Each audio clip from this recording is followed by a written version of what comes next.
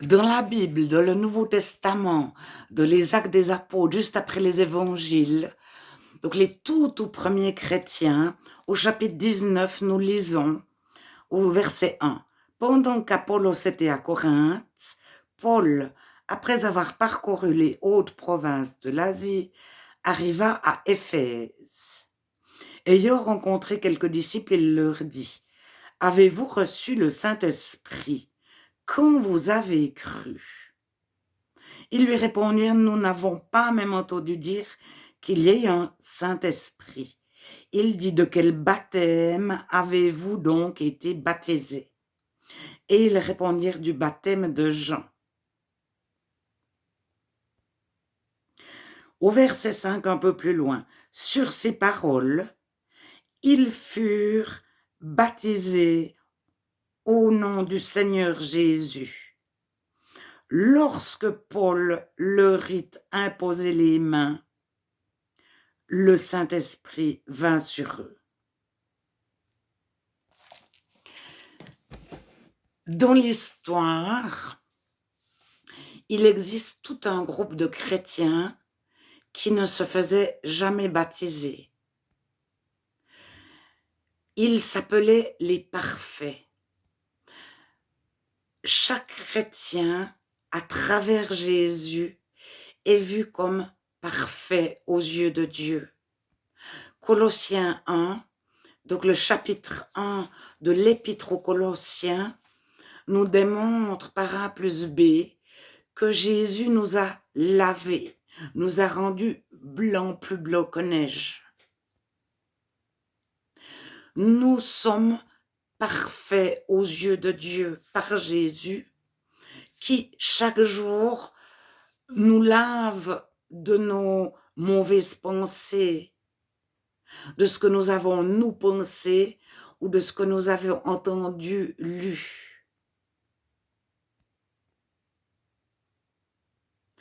Alors, les premiers chrétiens s'appelaient les parfaits devant Dieu, mais ils ne se donnaient aucun mérite à eux-mêmes, mais ils ne se baptisaient jamais d'eau.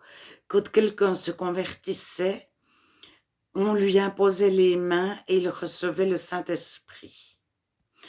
Ils sont mentionnés dans les conciles de les années 360. En grec, parfait se dit katar. Nous les retrouvons en Angleterre dans les années 1400-1500 et ils ont été désignés sous le terme Quakers. Ils ne pratiquaient aucun sacrement, ils considéraient tous les repas comme des communions. Ils ne votaient jamais, ils ne pensaient pas que la majorité pouvait décider ce qui était vrai, ce qui était juste, mais que Dieu convainquait chacun.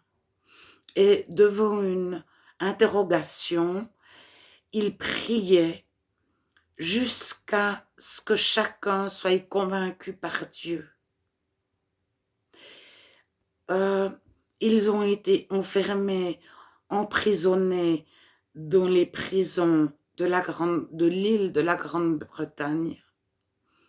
Et ils sont partis en Amérique, énormément sont partis en Pennsylvanie, fonder Philadelphia, la ville des frères et sœurs, Philia, des amis, de ceux qui s'aiment.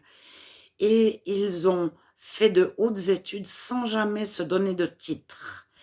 Donc ils pouvaient étudier 20 ans sans recevoir jamais aucun diplôme. On ne leur mettait pas de notes, de mention, d'appréciation. Ils ont ouvert les études où ils ont continué de faire que les femmes puissent étudier, les gens de couleur. Ils n'avaient pas d'esclaves et ils ont racheté leurs terres aux Indiens. Ils n'ont pas considéré les Indiens et les premiers Afro-Américains, premiers Africains qui sont arrivés en Amérique comme différents d'eux. Donc, ils avaient les mêmes statuts.